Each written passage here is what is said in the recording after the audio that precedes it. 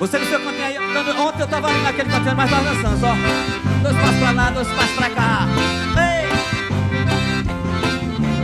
Se anima, igreja! Quero que valorize o que você tem. Você é um ser, você é alguém tão importante para Deus. Vai, ministra aí, vai!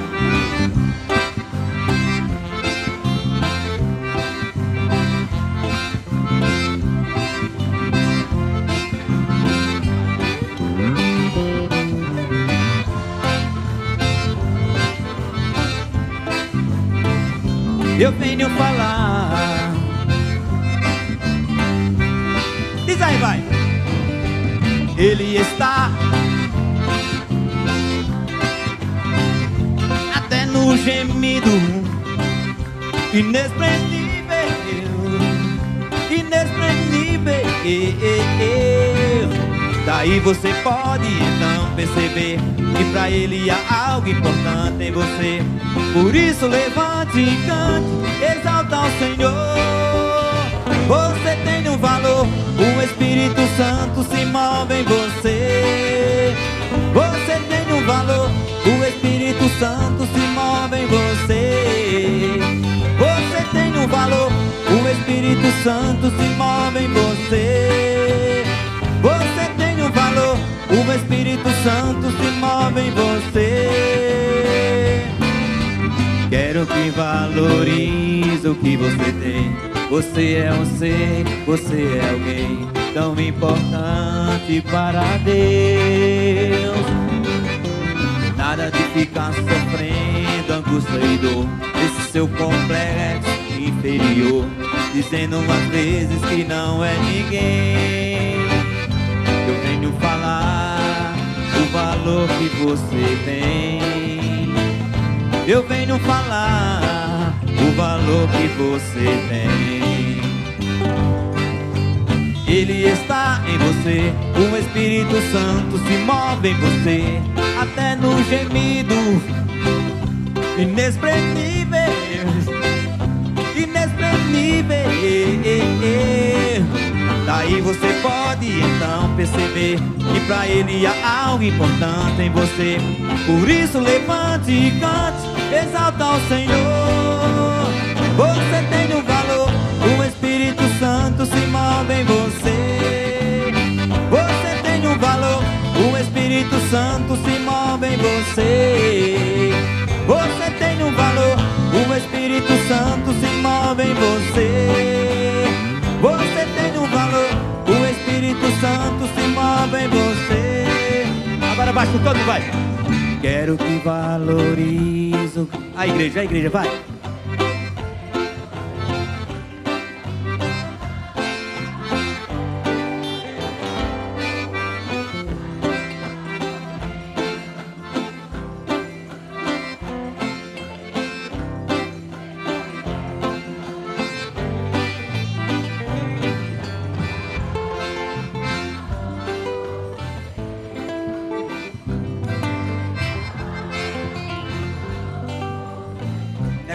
É com vocês, viu?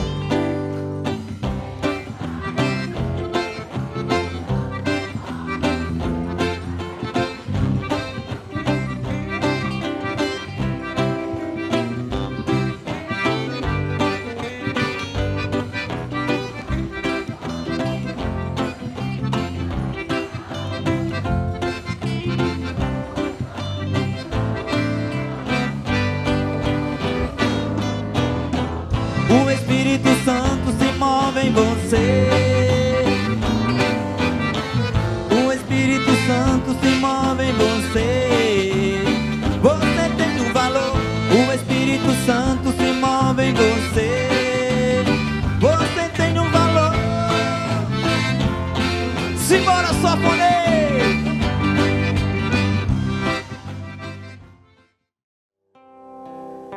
Se você pode, feche os teus olhos por um instante. Queria que você fizesse uma oração para Deus. Abre o teu coração para Ele. Conta para Ele aquilo que você precisa. Conta para Ele a tua necessidade. Apesar de Ele saber de tudo, Ele está disposto a te ouvir.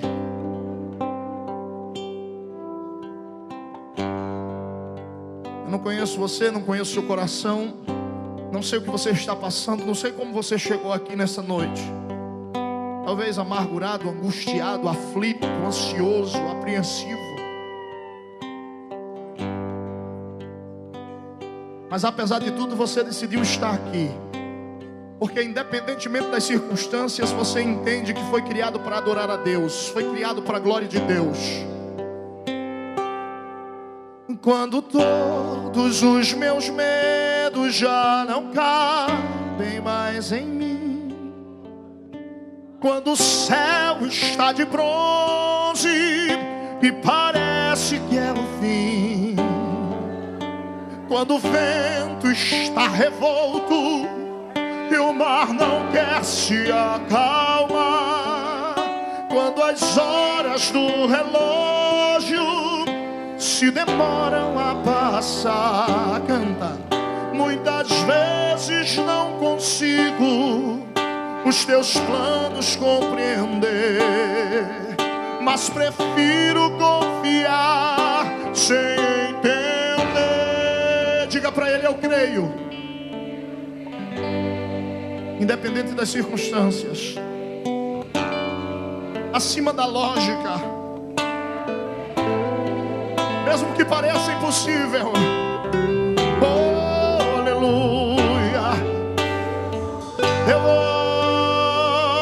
olho para ti e espero em ti. Quando você sente medo, ao teu lado eu estou. E é bom que você saiba que eu sinto a sua dor. Também nunca se esqueça que o mar posso acalmar, e que eu sei o tempo certo da vitória te entregar. Este tempo é necessário para te amadurecer. Faz parte do propósito, irmão. Mas depois tem novidade pra você. Eu cuido de ti. Eu cuido de ti. Descansa, descansa em mim. Comece a sorrir. E o Senhor te diz assim nessa noite: e o que eu tenho é bem maior, pois só eu sei do amanhã. Então recebe um abraço meu, pois da tua vida cuido eu. Eu cuido de ti. Eu cuido de ti. Descansa, confia, espera em mim. Comece a sorrir. Se você pode, coloca a mão sobre o teu coração. Coloca a mão no teu coração e canta assim, ó. Deus cuida de mim. Deus cuida, eu sei que Ele cuida de mim. Ele diz assim: descansa, confia, espera em mim.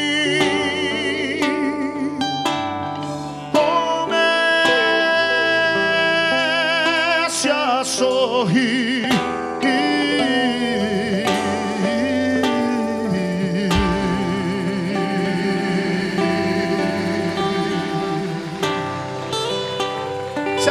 ser mais forte, meu irmão. Você pode aplaudir o nome de Jesus. Você pode abrir a sua boca e dar um glória a Deus bem forte nessa noite.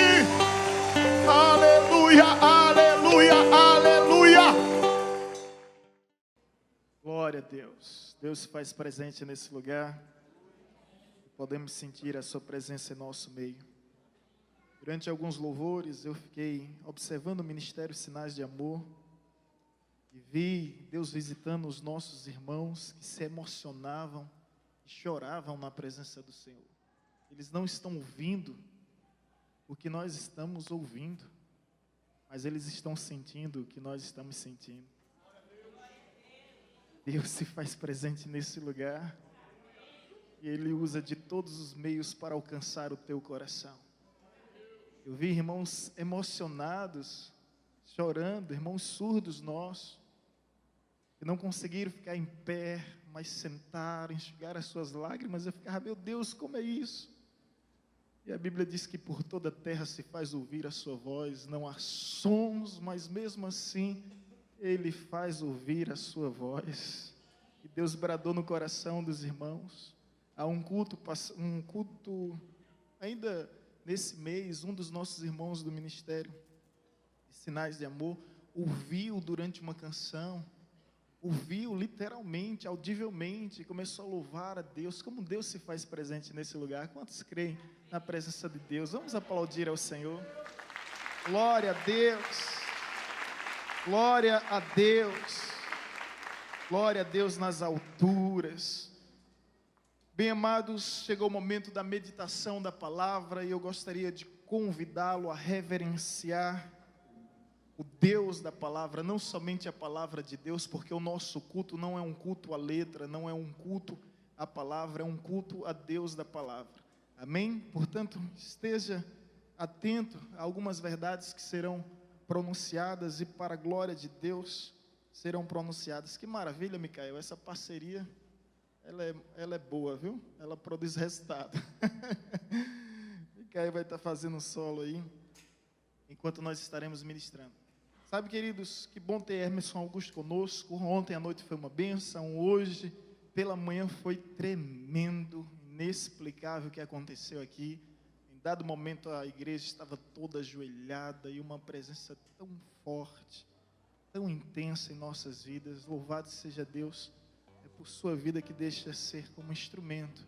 O pastor Rodolfo ontem trouxe uma palavra poderosa, falando sobre o Deus que pede uma festa e o Deus que pede uma festa em sua casa, né? Porque a festa da colheita era no templo. Que maravilhas, irmãos, tudo que Deus tem feito aqui. Hoje Deus me fez lembrar e eu compartilhava com o Emerson, e isso é importante dizer aqui. A última vez que ele esteve aqui foi em 2009, e ali ele estava pegando seu carro com sua família. Eu não entendia, mas tinha tido uma espécie de insight, uma visão. Eu disse, pensa, olha, Emerson, eu vejo uma aliança, e eu vejo o seu ministério como uma aliança com o ministério de Silas Malafaia. Eu disse aquilo, eu apenas entreguei o que Deus tinha me mostrado em visão, e aí, até então, nunca entramos em contato. O tempo vai passando, e até onde eu lembrava, eu disse, Deus, é isso, Senhor, que a promessa não está se cumprindo. Que profeta de meia tigela é esse? 1 ano, 2 anos, 3 anos, 4 anos, nada. E há uns 2 anos eu estava assistindo na TV, o canal, a programação do pastor Silas. E quando eu vejo Emerson Augusto cantando, louvando a Deus, aquela igreja enorme no Rio, ali é na Penha ainda, na Penha, uma igreja enorme, para quantas pessoas? 6.500 pessoas sentadas. E eu, que benção, Emerson Augusto aí, fico feliz por ele, rapaz, que Deus bom. E na hora Deus me fez lembrar daquela palavra, daquela mensagem. Deus tem abençoado muito a sua vida. E nós nos sentimos honrados. Hoje estava propondo fazer um contrato eterno. E até Jesus voltar, toda a festa da colheita, Ele tem que estar conosco. Amém, irmãos? Glória a Deus. Queridos, antes de ler o texto, eu queria fazer um pouco diferente. Eu fiquei refletindo sobre os nomes e títulos que ao longo dos anos em que as escrituras estavam se desenvolvendo, foram atribuídos a Jesus.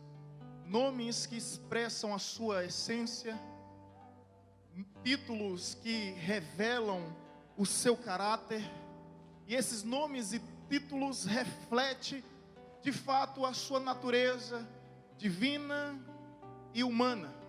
Segundo alguns estudiosos, existem mais de 320 nomes. Eu não vou citar todos aqui, mas eu comecei a escolher aqueles que eu considero os mais específicos. Exemplo, Jesus é chamado do sumo sacerdote. Ele é o sumo sacerdote, ele também é chamado do bom pastor. Ele é chamado do Senhor dos senhores e também chamado de Rei dos reis. Ele é chamado de juiz de Israel e profeta do Altíssimo. Ele é chamado de santo de Deus e advogado fiel. Ele é chamado de autor da salvação, o príncipe da paz. Ele é chamado da estrela da manhã, o sol da justiça, o leão da tribo de Judá, o Cordeiro de Deus. Ele é chamado de Pai eterno, ele também é chamado de Filho amado. Ele é chamado de Ancião dos dias e de Deus forte. Ele é chamado de Videira verdadeira e Pão da vida. Entre tantos nomes, Estrela da manhã, Raiz de Jessé, tantos nomes que foram ao longo dos anos lhe dados. Esses são os que eu considero os mais profundos, os mais impactantes. Mas se eu pudesse escolher um entre esses 320, com certeza eu ficaria com o que está escrito no Evangelho de São Mateus, capítulo 11, versículo 19. Eu gostaria gentilmente de convidá-los a abrir a Bíblia e ler comigo.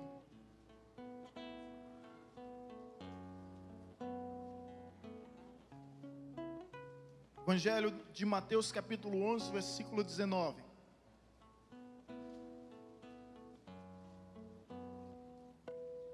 Olha esse nome e esse título que foi dado a Jesus. No versículo 18, para entendermos melhor o contexto, diz o seguinte: é Jesus falando: pois veio João, que não comia nem bebia, e disseram: tem demônio. Veio o Filho do Homem, que come e bebe, e dizem: eis aí um glutão e bebedor de vinho, amigo de publicanos e pecadores. Mas a sabedoria é justificada pelas obras. Amém? O nome que eu escolheria como principal nome seria o amigo dos pecadores. O amigo dos pecadores. O amigo dos pecadores. Porque não importa se ele é o Rei dos reis, se ele é o Senhor dos senhores, se ele é o príncipe da paz, se ele é o juiz de toda a terra, se ele é o sumo sacerdote, se ele não fosse o meu amigo, seu amigo, nosso amigo, jamais nós teríamos acesso à presença de Deus. O nome mais extraordinário de Cristo Jesus é justamente esse. Se eu pudesse escolher amigo dos pecadores, é porque eu posso dizer que além do meu Pai, além do meu Senhor, além do meu Criador, além do meu soberano, além do meu juiz, além do meu pastor, Ele é meu amigo fiel, presente. Ele é meu amigo. Quão bom é poder olhar para Jesus e chamá-lo de amigo. E o interessante é que essa expressão ela surge no meio de uma crítica, no meio de um sarcasmo, no meio de uma ironia, porque as pessoas aqui estão, os religiosos de plantão naquela época, os legalistas, os moralistas, começam a desprezar a vida de Cristo e diz: ele é apenas um amigo dos pecadores, porque ele conversava com os publicanos, ele se relacionava com os pecadores. E esse Cristo Jesus é diferente de todos os outros líderes que um dia surgiu, que um dia influenciou o mundo. Porque a diferença é justamente nessa questão de se tornar amigo dos pecadores. Agora deixa eu te deixar uma coisa bem clara. Amigo dos pecadores não significa compactuar com os erros. Não significa ser conivente, complacente ou cúmplice dos nossos erros. Pelo contrário, Ele está em todo tempo nos conscientizando. Quando Ele protege aquela mulher que é pega em adultério e está prestes a ser apedrejada, Ele diz: atira a primeira pedra que não tiver pecado. Ele chega a absolvê-la daquela condenação, mas Ele não compactua com o seu erro. Ele diz bem assim: olha, vai em paz e não peques mais. Ele dá uma nova chance, uma nova oportunidade, mas deixa ela consciente do seu erro. Ele não faz vista grossa, não esconde sujeira debaixo do tapete, não quer tapar o sol com a peneira. Ele nos conscientiza do nosso erro, mas também nos conscientiza do seu amor, do seu cuidado, do seu acolhimento. E quantas vezes eu me sinto acolhido nos braços desse amigo fiel, leal e verdadeiro. Portanto, é importante dizer que Jesus era amigo dos pecadores, mas não era amigo dos escarnecedores. E aí quem tem um mínimo de conhecimento bíblico vai perceber que quando as pessoas escarneciam da verdade do Evangelho, Jesus se isolava, Jesus se distanciava, Jesus se ausentava, mas ao mesmo tempo Ele olhava para os miseráveis pecadores, e apresentava aquilo que a religião não poderia oferecer: misericórdia, compaixão. É por isso que é mesmo com teor irônico, mesmo vindo de uma crítica maliciosa, eles falaram a mais pura verdade. E se eu estou aqui, é porque eu tenho um amigo. Se você está aqui, é porque você tem um amigo. E graças a Deus que Cristo se fez amigo dos pecadores. Sabe por quê, irmãos? Se existia algo que Jesus não suportava, é o legalismo moralista. É aquelas pessoas que se colocam no pedestal de uma santidade inexistente. Um filósofo atual que é considerado um ex-ateu, chamado Luiz Felipe Pondé, entre todos os filósofos atuais, eu acho o mais ponderado, até mesmo porque ele é conservador. Eu gosto de pessoas conservadoras porque são pessoas que conservam, da mesma forma que eu gosto de pessoas fundamentalistas e radicais, não fanáticos extremistas, mas a palavra fundamentalista são aqueles que têm fundamento, e a palavra radicais são aqueles que têm raízes. Raízes estão num mundo de tamanhos relativismo. Nós precisamos de pessoas de convicção. E esse ex-ateu, Luiz Felipe Pondé, ele fala que toda virtude é moderada. Toda virtude, ela é moderada. Ela não precisa esbravejar por meio de euforia. Quem é, não avisa quem é. Quem é, não avisa que é. De modo que quando a pessoa diz que é humilde, ela já está se envaidecendo. Conheci um indivíduo que ele dizia: eu sou tão humilde que eu tenho orgulho da minha humildade. Eu disse: esse é o... Ela já está se envaidecendo da sua suposta humildade. Porque toda virtude é moderada. Quando uma pessoa diz que é muito sincera, é melhor dar 2 passos para trás. Quando a pessoa diz que é muito honesta, é melhor esconder a carteira. Quando a pessoa diz que é muito fiel, é muito leal, é melhor abrir os olhos. E toda virtude, ela é moderada. Toda virtude, ela não sai esbravejando. Quem é não precisa dizer que é, irmãos. E o maior perigo é justamente esse legalismo.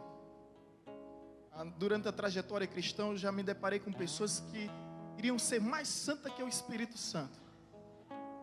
Sério? O senhor já conheceu, São pessoas assim? Queria ser mais santo do que o Espírito Santo. Até a Bíblia diz: não seja demasiadamente justo, porque você pode cair em sua própria justiça, se achando melhor e superior aos demais, por causa de um título, por causa de um cargo, por causa de uma aptidão, um talento, seja lá o que for. Amém? toda virtude é moderada. E Luís diz isso com muita precisão, e ele fala que nós somos a serpente do nosso próprio jardim.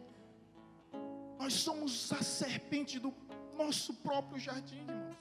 Às vezes a gente fica com esse mecanismo de defesa chamado transferência, procurando transferir nossas frustrações, decepções, nossos dramas e dilemas para algo e para alguém, quando na realidade o problema e a solução para tudo está em nós. O que se queixa um homem vivente a não ser dos seus próprios pecados? Reconhecer a nossa insignificância, a nossa limitação, a nossa fragilidade. Jesus gostava de andar com quem tinha convicção da sua pequenez, porque essas pessoas se tornavam humildes, elas não vomitavam orgulho, elas não, viviam sobre uma arrogância, uma prepotência e altivez que expele, que repele. Por isso que Jesus gostava de estar diante de pecadores, porque eles tinham consciência e convicção de que não mereciam a graça, que não mereciam o amor, e por isso valorizava. Por isso que o Evangelho diz: a quem muito é dado, é perdoado. Ou melhor, quem muito é perdoado é porque muito se ama. É isso que eu queria falar: quem muito se perdoa, muito se ama. Então a pessoa que tem a consciência de que foi muito perdoada, ela vai muito amar a Deus.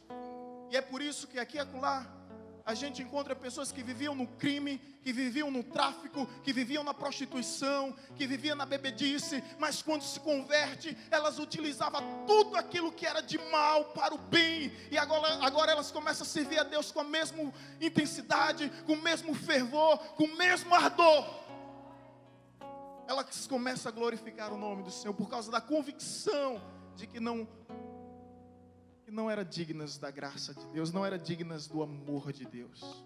E esse amigo Jesus, ele muito me ensina, esse amigo dos pecadores. E com esse amigo eu aprendo algumas verdades que eu gostaria de partilhar com os irmãos. A primeira delas é que Jesus era acessível aos pecadores.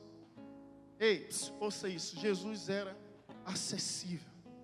Jesus não se escondia, Jesus não se isolava, Jesus não se refugiava, pelo contrário, Ele procurava estar sempre próximo. E dessa forma, dessa maneira acessível, é que Ele se tornava amigo. É por isso que no Evangelho de João, capítulo 15, versículo 15, Ele olha para simples homens, meros mortais, e mesmo sendo Deus, Ele diz: eu já não vos chamo de servos, eu vos chamo de amigos. Tudo que Jesus quer não são subalternos. Jesus não quer capataz. O que Jesus quer é amigos. Jesus olha para aquelas pessoas: olha, eu quero ser amigo de vocês. Não um relacionamento de senhor e servo, é um relacionamento de amigo por amigo, porque amigos não escondem mistérios, amigos revelam segredos. Quão bom é conhecer o amigo Jesus.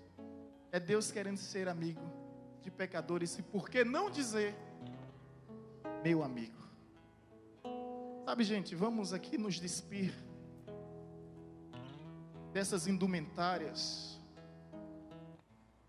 desse look de religiosidade que não nos leva a nada. Esse é o convite. Vamos reconhecer a nossa fragilidade, reconhecer que somos o que somos por causa da graça de Deus em nossas vidas. E a graça de Deus em nossas vidas não é vã, não pode ser vã.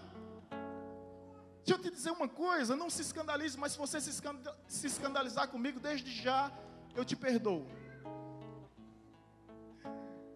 Escuta só, sabe qual é a diferença de você para o beberrão que está na esquina? Sabe qual é a diferença de você para o traficante que nesse momento está orquestrando um plano maligno para assaltar algo? Sabe qual é a diferença de você para uma prostituta? Sabe qual é a diferença? Sabe qual é a diferença? Nenhuma. Nenhuma. Para Deus não existe pecadinho e pecadão. E você vai me entender um pouco melhor agora quando eu falar o preço que Jesus pagou por você, pagou por ela. Foi o sangue dele derramado na cruz do Calvário. O mesmo preço, o mesmo valor. É o mesmo valor, é o sangue de Cristo.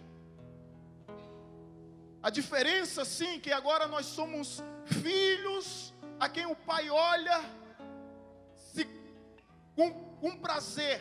Filhos a quem o Pai olha e diz: bem, esse é meu filho amado em quem me comprazo. Enquanto os outros que estão na rebeldia, Ele olha e diz: esse é meu filho, mas que eu tenho compaixão. Essa é a diferença. É o efeito do amor de Deus, mas Ele continua amando da mesma forma. E não há nada que você venha fazer para que Ele venha te amar mais. Não há nada que você deixe de fazer para que Ele venha te amar menos. Ele simplesmente te ama. E quando Ele diz na cruz: está consumado, é porque Ele pagou o preço por mim e por você, através do seu sangue derramado como cordeiro imaculado do Deus vivo, para ser a oferta perfeita por nossas vidas. Então, esse pai olha para um e diz: desse aqui eu me comprazo, desse aqui eu me compadeço, mas eu amo. O autor muito conhecido, Philip Yancey, em um livro que eu tive a oportunidade de ler, o tema do livro é o Jesus que nunca conheci. Ele faz uma ilustração simples, mas interessante: o Jesus que eu nunca conheci. Ele disse que todos os dias ele ia ao aquário de peixes, ele tinha. Ele ia 3 vezes, manhã, tarde e noite. Ele sempre colocava ração. Isso já fazia alguns dias, algum tempo. Mas a reação dos peixes era a mesma. Ele chegava lá para colocar a ração e os peixes se escondiam atrás das conchas. Se escondiam, fugiam, não se aproximava dele. E ele ficou perguntando: meu Deus, há tanto tempo eu estou aqui e eles ainda não se acostumaram comigo. E diante dessa pergunta ele entendeu o porquê da encarnação. Só havia uma maneira dos peixes recebê-lo: se ele se transformasse peixe como os peixes eram. E é por isso que Deus veio ser homem como nós somos. Porque o único momento que Deus quis falar com os homens não quiseram ouvir a Deus. Ficaram com medo. Lembra dessa passagem? Que fale Deus através de Moisés e que Moisés fale conosco. Porque ficaram com medo. E esse Deus se transformou em homem para ser teu amigo. Ele fez essa viagem no tempo, no espaço, onde o verbo se tabernaculou e se tornou homem como nós somos, com o único propósito de ser teu amigo. É esse Jesus que eu tanto admiro. É um Jesus que é acessível. Um Jesus que é encontrado por aqueles que procuram. Um Jesus que é atendido por aqueles que vai ao seu encontro. Uma outra verdade sobre esse Jesus amigo que não podemos deixar de descartar é que a Bíblia nos diz que esse amigo, ele era movido por misericórdia. E aí a Bíblia nos diz que ele é o Pai da misericórdia, que ele é o Deus de toda consolação. Movido por misericórdia, movido por compaixão. O que é compaixão? O que é compaixão? É você se colocar no lugar do outro. Isso é compaixão. E quão difícil é a gente se colocar no nosso lugar, né? Primeiro eu, segundo eu, terceiro eu. É essa a cultura. O que é meu, é meu. O que é seu, se você não cuidar, logo será meu. Essa é a cultura. A cultura do egocentrismo. E a egolatria é pior do que a idolatria. Pastor, existe um pecado pior do que a idolatria? Existe. É a egolatria. Idolatria é quando eu coloco algo acima de Deus. A egolatria é quando eu me coloco acima de Deus. É quando eu me sinto ou me considero o próprio Deus. Não há pecado pior, e foi esse pecado que fez com que Satanás fosse demitido dos céus, expulso da glória eterna. Santo Agostinho já dizia que a humildade fez com que, ou melhor, a arrogância fez com que santos se transformassem em demônios, e a humildade, ela faz com que homens se transformem em santos. A humildade. Jesus, ele tinha essa compaixão, ele era movido por essa compaixão. É por isso que ele chega diante das pessoas e diz: não chores, não temas. É por isso que Ele vem amparando, abraçando. É por isso que Ele toca nos intocáveis, se comunica com os incomunicáveis. É por isso que um dia Ele olha para Levi. Ele vai andando, olha para um rapaz chamado Levi, que era publicano, cobrador de imposto. Ele só diz o seguinte: olha para Levi, como eu estou olhando aqui passando, ele diz: segue-me. E vai. O que é que Levi faz? Seguiu. E eu acho isso extraordinário, porque há pessoas que têm mais de 10 anos e tanto tempo que ouvem a mensagem e ainda não decidiram seguir a Jesus. Levi simplesmente seguiu, e eu fiquei encucado com isso, intrigado. Eu disse: por que de uma forma tão imediata? Eu passei 10 anos da minha vida ouvindo o Evangelho para me converter, ou melhor, ser convertido por Deus, apesar de ser convencido do Evangelho, mas não convertido.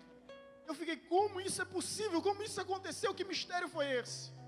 E aí eu comecei a entender que Levi era desprezado, rejeitado pelos religiosos da sua época, e que ele estava na coletoria, e que nenhum religioso ia àquele lugar, porque era considerado profano, era considerado imundo. E sabe o que é que aconteceu, meus irmãos? Jesus vai à coletoria, aonde ninguém vai, e aí Ele olha para aquele homem como ninguém olha, e Ele convida aquele homem como ninguém outrora convidou, e disse em simples, breves e objetivas palavras: segue-me. E ele chuta o pau da barraca, deixa tudo para trás, não vai consultar família, não vai fazer um planejamento próprio, ele simplesmente segue aquela voz, principalmente porque reconhece que aquele homem não é um simples homem, aquele homem é Deus. Jesus é Deus, e é Deus o chamando, é Deus o convidando. E o que é que Jesus faz de Levi? Transforma ele em Mateus. E quem é Mateus? Um apóstolo, o primeiro a escrever o Evangelho. O primeiro livro do Novo Testamento é o seu nome, Mateus, cujo significado é presente de Deus. Olha aqui, pastor Rodolfo, bonitinho, né? De blazer, trouxe uma mensagem poderosa ontem. Sabe onde esse homem se converteu? Você sabe onde Jesus foi pegar esse homem, rapaz? Jesus foi pegar esse homem no carnaval. Foi no carnaval, pastor? Foi no carnaval, atrás de um trio elétrico, com a cerveja na mão, bebendo, a esposa em casa com os 2 filhos, Regina, já? Com as 2 meninas. Ele te deixou sozinha. Ainda bem que Jesus perdoa, né? Aí Jesus entra no coração do homem. Não foi em nenhum congresso, nenhuma conferência teológica, espiritual. Foi nesse meio. É o Jesus que vai aonde ninguém vai. É o Jesus que se manifesta de uma forma que ninguém se manifesta. É o Deus que toca nos intocáveis, se comunica com os incomunicáveis. Louvado seja o seu nome, porque Ele continua o mesmo. E uma outra verdade que eu encontro sobre esse amigo Jesus, essa eu queria que você escutasse com muita atenção, é que Ele é acessível aos pecadores, Ele é misericordioso com os pecadores. E a outra verdade é que Ele veio buscar os pecadores. Ele está à procura dos pecadores. É o que Lucas 19, versículo 10 nos diz: o Filho do Homem veio buscar e salvar os perdidos. Ele veio atrás de mim, Ele veio atrás de você.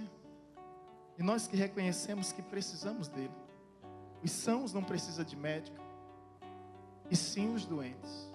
E tem irmãos que são da área de saúde que sabem que a prioridade é aqueles que estão em um estado mais avançado, em um estado mais grave. Eles recebem prioridade. É por isso que Jesus sempre estava próximo dos pecadores. E sabe algo que eu ouço muito? A igreja é um lugar de ex. Quem já ouviu isso? E aí foi um amigo, ele não é cristão, mas ele disse: olha, assim, eu sinceramente não gosto da igreja porque é um lugar de muito ex. Aí a nossa amizade me deu a liberdade. Eu disse: vem também ser mais um ex. Como assim? Você sabe que eu não bebo, você sabe que eu não fumo, você sabe que eu tenho uma vida correta. Vem ser menos um ex. Vem ser mais um ex hipócrita, um ex dissimulado, um ex legalista, um ex moralista. Vem, ainda tem lugar para você também. Ainda tem lugar, sabe por quê, irmãos? Deixa eu te dizer uma coisa. Alguém disse certa feita que a igreja é um hospital para pecadores e não um museu para santos. A igreja, ela deve se parecer mais com um hospital do que com um tribunal. A igreja não é vitrine de perfeitos. A igreja é comunidade de arrependido. Você fala isso porque você ainda não entendeu qual é o propósito da igreja. E Jesus veio justamente para mudar vidas, para transformar histórias. E isso continua acontecendo. É por isso que a igreja evangélica é considerada como reduto moral da sociedade. Você tem noção do que é isso?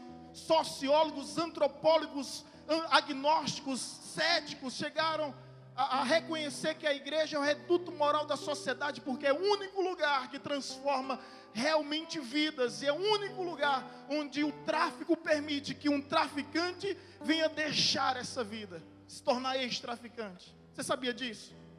A pessoa que participa do tráfico, se ela quiser deixar o tráfico, ela está condenada à morte. Mas se ela se converter e começar a servir a Jesus, os traficantes permitem que ela venha ter uma vida com Jesus. É isso, é o reduto moral. Eu olho aqui e vejo vidas, famílias, lares transformados. Louvado seja Deus por isso. E é esse Deus que eu amo. E é esse o nome que eu julgo, considero na minha concepção o nome mais bonito, mais belo, mais profundo, mais impactante, que surgiu de uma afronta, que surgiu de um insulto. Mas olha só para mim, mesmo diante de uma afronta e de um surto, o efeito foi totalmente diferente. O efeito foi colateral. Fico imaginando o pastor Emerson, já estou agora profetizando que ele vai ser pastor. Ele está dizendo, valei meu Pai eterno. Deixa eu ser. Foi o pastor Papilon, né? Ele disse assim, pastor, o senhor não quer ser pastor local não? Ele, Deus me livre. Deixa eu ser itinerante, que eu prego, vou para um lugar e vou para outro. O tiro sempre sai pela culatra. Os fariseus religiosos, eu fico imaginando, eles criam uma estratégia e dizem o seguinte: vamos acabar com Jesus agora, vamos chamar ele de amigo dos pecadores, e a partir de então ninguém vai querer mais ser próximo dele. Aí quando chega lá, tá vendo esse homem? Glutão e beberrão, se assenta com os pecadores, com os publicanos. Isso aí é amigo dessa gentalha. O efeito é colateral. As pessoas começam a se aproximar desse Jesus para saber quem é ele. Que homem é esse que, apesar de tamanho prestígio, de tamanha influência, quer ser amigo, quer ser meu amigo. E esse efeito colateral, ele existe em toda a história. Quando Jesus é crucificado, Pilatos, ele chega e diz bem assim, olha, vamos acabar com tudo isso. Vamos colocar uma abreviação do nome de Cristo, INRI, um acrônimo na cultura, na língua aramaica, e um acróstico na língua portuguesa. INRI significa Jesus Nazareno, Rei dos Judeus. Vamos colocar isso. Aí colocar aquela plaquinha. Pilatos está querendo ironizar. Pilatos está querendo satirizar. Pilatos está querendo ridicularizar. Coloca lá. Assim como deu uma coroa de espinhos sobre Jesus. Os fariseus não queriam, não, ele não é o nosso rei. Mas Pilatos está tão indignado, sabe de uma coisa? Eu vou colocar isso para tripudiar. Só que é a Páscoa, os prosélitos judeus, gentios, convertidos de todas as regiões, vinham naquele período. E quando ele olha para aquela cruz, ele vê lá o nome, Jesus Nazareno, o Rei dos Judeus. E aquela escrita que era uma forma de epitáfio sobre uma lápide, estava em aramaico, língua dos judeus, em grego, cultura dos gregos, a língua dos gregos, e em latim, a língua dos romanos, para que todos que por ali passassem reconhecessem que aquele que estava sendo crucificado, Jesus de Nazaré, o Rei dos judeus, viesse quem viesse, de onde viesse, reconheceria que aquele ali é o Rei dos reis, Senhor dos senhores, o Cordeiro de Deus. Aleluia. Esses dias eu vi um pastor falando, eu achei interessante a fala dele, que um crítico, esses que fazem charges, né? Ele fez a caricatura da seguinte forma. Escuta. Ele fez um homem lendo a Bíblia, um cabresto na boca desse homem e as rédeas e Jesus montado no pescoço desse homem. E ele fez, sabe aquele ditado que diz, uma imagem vale mais do que 1000 palavras? Todo mundo quis entender. E ele esperava que viesse surtir um efeito, mas ocorre um efeito totalmente contrário. E quando ele coloca isso nas redes sociais, o pessoal começa a colocar embaixo, amém, Jesus. Outros, glória a Deus. Outros, aleluia. Outros, é mesmo assim, né? E outros ainda foram além e disseram, monta Jesus, monta Jesus, porque tu estás em cima, nós estamos embaixo, tu és o Senhor, nós somos o servo, tu és o oleiro, nós somos o vaso, tu és o pastor, nós somos as ovelhas, quem manda é o Senhor, quem direciona é o Senhor, quem guia é o Senhor, monta Jesus! Monta Jesus, é efeito colateral que Deus faz. Agora deixa eu te dizer mais 2 efeitos. Um dia, conversando com o pastor Armando Filho, que gravou o DVD aqui na igreja ano passado, está vindo agora esse ano lançar o DVD. Eu disse, pastor Armando, eu gosto muito daquela canção sua. Eu tenho essa mania, né, gente? Vocês já perceberam. Vem um cantor aqui, eu disse, olha, a minha predileta é essa. E aí eu disse, olha, a experiência é pessoal. E ele cantou uma vez, na segunda vez ele cantou novamente. E não é no repertório dele, não está essa música no repertório dele. Pois ele me procurou e disse, pastor Sidney, o senhor conhece a história dessa música? Eu disse, não. Eu estava em uma igreja muito conservadora, no sentido litúrgico, mas muito mesmo. E aí eu começo a buscar a Deus e o Espírito Santo veio sobre mim. E essa igreja praticamente decidiu me excomungar. Nesse momento de dor, nesse momento de pranto, nesse momento de lágrimas, Deus me deu essa canção. E o efeito foi colateral. Deixei de ser pastor local para ser reconhecido em toda a nação. Quem não conhece Armando Filho, né, Emerson Augusto? Quem não conhece? Ou seja, tentaram limitar o ministério dele. Tentaram, sabe, isolar o ministério dele. Mas essa canção que foi tanto criticada, Deus usou poderosamente para mudar a sua vida, para mudar a história. Hoje eu tive com um amigo que vocês conhecem, Emerson Augusto. E eu disse, Emerson, a música que eu mais gosto, você já sabe qual é, né? E ele disse, já sei, pastor. Não há amor maior. Pastor, o senhor conhece a história dessa música? Eu disse, não conheço não. Essa música, quando Deus me deu, eu fui proibido de cantar essa música na minha igreja. E o pastor falou publicamente que esse estilo, esse ritmo, que esse tipo de música não pode ser entoado por cristão e não pode nem sequer ser escutado. E a partir dessa música, ele disse, eu reconheci o meu ministério, o meu chamado. É isso que Deus faz. É o efeito colateral. Eu não sei de que ou do que estão te insultando. Eu não sei como estão te perseguindo. Eu não sei como estão te afrontando.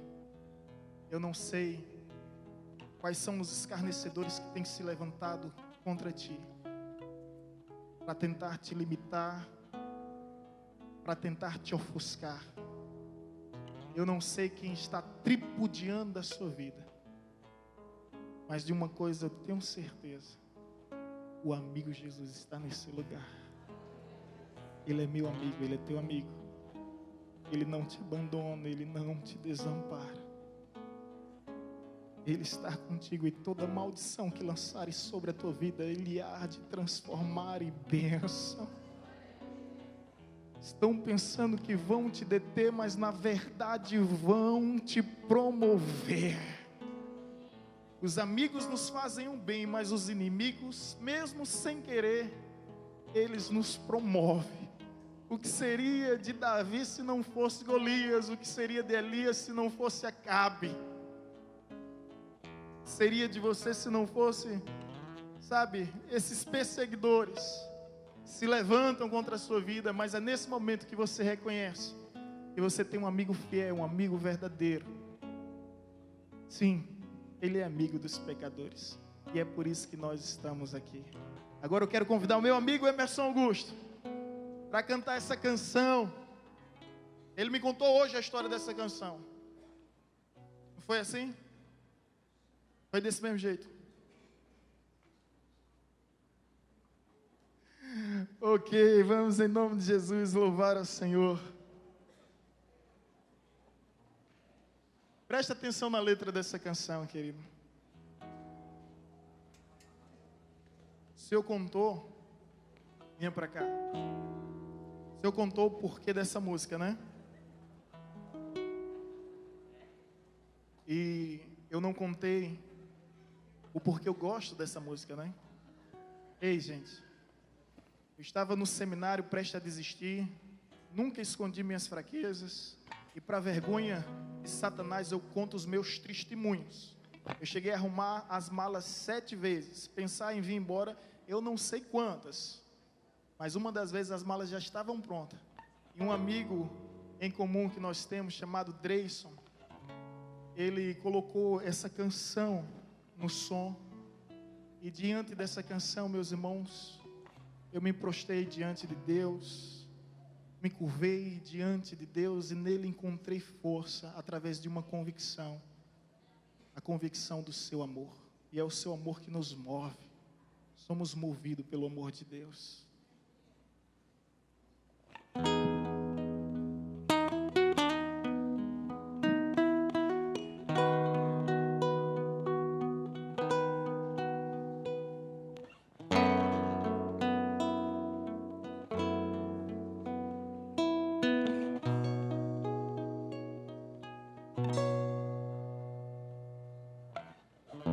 Deixe que o amor de Deus invada a sua vida. Deixe Ele arrancar a dor e a ferida que tem maltratado o seu coração. Deixe Ele te conduzir pelo caminho certo, ser o teu oásis em meio ao deserto, ser o teu socorro na tribulação.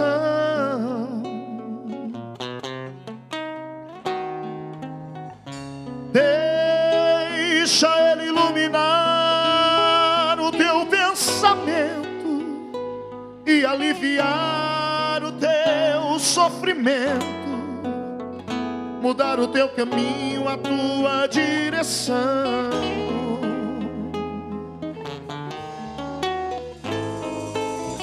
Deixe que esse sentimento puro e verdadeiro preencha o vazio que há no teu peito e acabe de uma vez com essa solidão.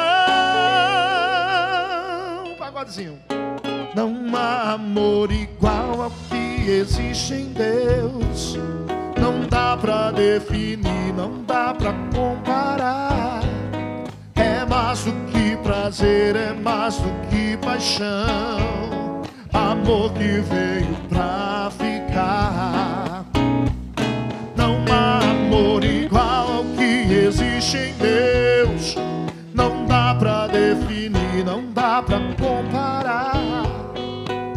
É mais do que prazer, é mais do que paixão. Amor que veio pra ficar. Deixa ele iluminar o teu pensamento e aliviar o teu sofrimento, mudar o teu caminho, a tua direção.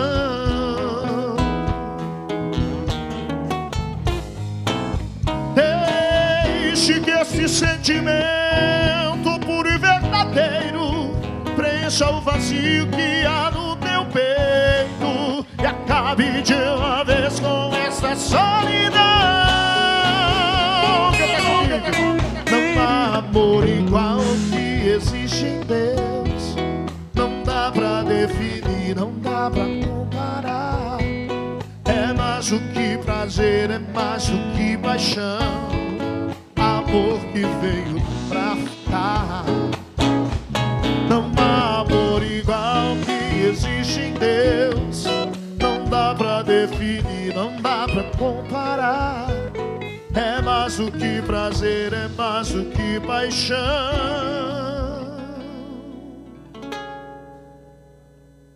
Amor que veio pra ficar.